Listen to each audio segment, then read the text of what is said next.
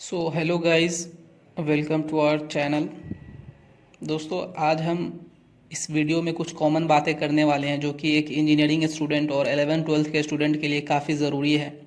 इसमें हम ये जानेंगे कि हमारे कैल्सी में कौन कौन से ऐसे फंक्शंस हैं जो कि हमें यूज़ करना नहीं आता है या हमें नहीं पता है। अगर हम उसे जान लें तो हमें काफ़ी उससे हेल्प मिल जाएगी। हमारी कैल्सी में होता तो है बट हम यूज़ करना नहीं जानते हैं।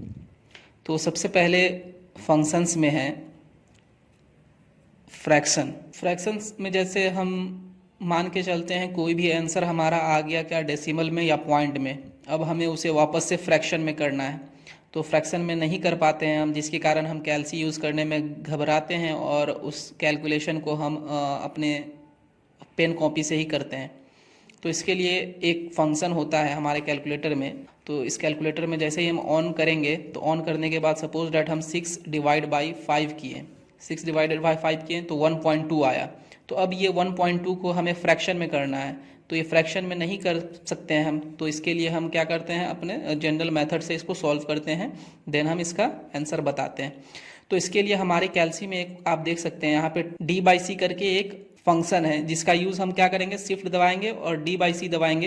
तो ये देखिए ये आंसर आ गया 6/5, क्योंकि 6/5 सबसे छोटा नंबर है, इसका कोई भी और छोटा जो है फ्रैक्शन नहीं हो सकता है। तो 6/5 का आंसर 6/5 ही आ गया। तो अगर हमें आप मान के चलिए 6.4 का हमें क्या करना है, फ्रैक्शन निकालना है, फ्रैक्शन में कितना होगा, तो वापस से हम क्या करेंगे, शिफ्ट दबाएंगे और ए बाई या डी बाई सी जो देख सकते हैं आप, इसको शिफ्ट के साथ दबाएंगे। तो ये हमारा आंसर आ गया 32/5।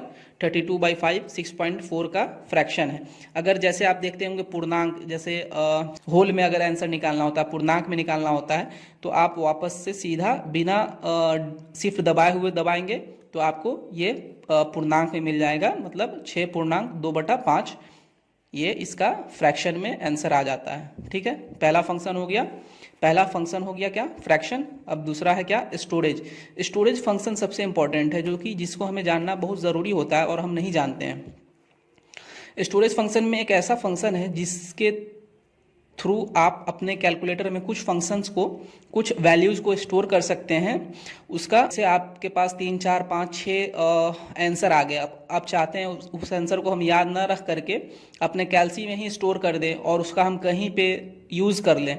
तो उसके लिए आपके कैल्सी में एक आप देख सकते हैं यहाँ पे ए पिंक कलर में है, B C D E F M Y X, ये सब क्या है, पिंक कलर में जितनी सारी वैल्यू दी हुई है ये सब स्टोरेज वैल्यू है। ये सब में आप कोई ना कोई वैल्यू स्टोर कर सकते हैं। तो अब आप ये वैल्यू स्टोर कैसे करेंगे। स्टोर करने के लिए आपको सबसे पहले ये पता होना चाहिए कि आप जैसे भी सपोज दैट कि मुझे 6 कुछ भी एक रैंडम वैल्यू अपलोड करना है, स्टोर करना है, तो इसके लिए मैंने ये वैल्यू इंटर कर ली। ये वैल्यू इंटर करने के बाद आप क्या करेंगे, आप देख सकते हैं शिफ्ट प्लस क्या दबाना है हमको, RCL, शिफ्ट प्लस शिफ्ट दबाएं और उसके बाद RCL दबाएंगे, शिफ्ट प्लस RCL दबाएं। अब हमसे पूछेगा कि आप इसको किस वैल्यू में स्टोर करना चाहते हैं। तो सपोज डैट हम ई वैल्यू में स्टोर करना चाहते हैं, तो हम यहाँ पे ई दबा देंगे। तो अब यह देख सकते हैं आप कि हमारा वैल्यू ये ई में स्टोर हो चुका है। तो अब हम ये वैल्यू को देखेंगे कैसे भाई, कि जो हम वैल्यू स्टोर करें हैं वो एक्चुअली में स्टोर हुआ है कि नहीं। तो उसको देखने के लिए आप अल्फ़ा दबाएंगे। अल्फ़ा दबा के हमने किस में करा था, ई में करा था, तो ई में जाएंगे और इंटर करेंगे। तो ये वैल्यू जो हमने अभी स्टोर करा था वो वैल्यू हमें दिख गई। अब इस वैल्यू को अगर हमें डिलीट करना है तो डिलीट करने के लिए शिफ्ट और मोड और 3 दबाएंगे, ऑल रीसेट हो जाएगा। तो ये वैल्यू अब क्या हो गई, डिलीट हो गई। अब आप वापस से आप अल्फ़ा और ई दबाएंगे तो आपको कोई भी वैल्यू नहीं मिलेगी, 0 मिल रहा है। ठीक है, तो इस तरह से आप स्टोरेज फंक्शन का यूज़ कर सकते हैं। उसका मैंने स्टेप भी आपको दिखाया हुआ है, आप स्टेप भी देख सकते हैं। स्टेप 1 में इनपुट देना है, शिफ्ट प्लस STO डालना है, STO मतलब स्टोरेज, और उसके बाद पिंक अल्फ़ाबेट से चाहे आप जिस भी वैल्यू में स्टोर करना चाहते हैं वहाँ आप स्टोर कर सकते हैं। ठीक है, और थर्ड में क्या है, एक्सपोनेंशियल फंक्शन। एक्सपोनेंशियल फंक्शन में जैसे देखते होंगे आप कि सपोज दैट कोई भी वैल्यू 10 की पावर में होता है, तो हम उसको कैसे लिखते हैं, उसको 10 की पावर में लिखने के लिए हमारे पास एक मेथड तो ये है कि ये दबाएंगे और उसके बाद 5 करेंगे, तो ये 10 की पावर 5 हो गया। और एक मेथड हमारे पास ये हो गया कि हम 10 करेंगे, 10 की पावर लिखेंगे और फिर 5 लिखेंगे।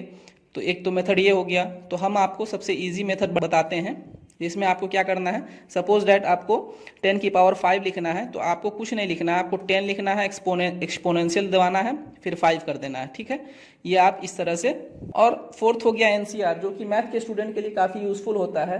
परमुटेशन कॉम्बिनेशन में हमें अक्सर ये वैल्यू निकालनी होती हैं, तो इसको निकालने के लिए आपके कैलकुलेटर में एक फंक्शन उपलब्ध है, जैसा कि आप देख सकते हैं यहाँ पे NPR NCR। ये हो सकता है कई कैलकुलेटर में दूसरी जगह पे होता है, और मेरे कैलकुलेटर में ये डिवाइड और इनटू के ऊपर है। तो आप इस तरह से अपने कैलकुलेटर में देख लीजिएगा कि कहाँ पे है आपके कैलकुलेटर में। तो सपोज दैट कि हमें 5C2 की वैल्यू निकालनी है। 5 शिफ्ट के साथ दबाएंगे NCR, 2 की वैल्यू निकालेंगे। देखिए 5C2 की वैल्यू 10 हो गई। ये हम इस तरह से अपने NCR NPR की वैल्यू को फाइंड आउट कर सकते हैं। और फिफ्थ जो लास्ट हमारी फंक्शन है नॉट लिस्ट, ये काफ़ी इम्पोर्टेंट है।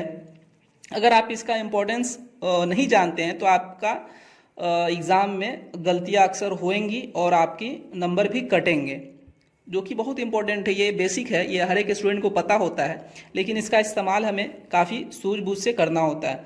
जैसा कि आप देख पा रहे हैं कि हमें यहाँ पे डिवाइड करना है 1 डिवाइड बाई 4 + 3 + 2। अब हम इसको अगर डायरेक्ट लिख दे रहे हैं, देखिए 1 डिवाइड बाई 4 + 3 + 2, 4 + 3 + 2।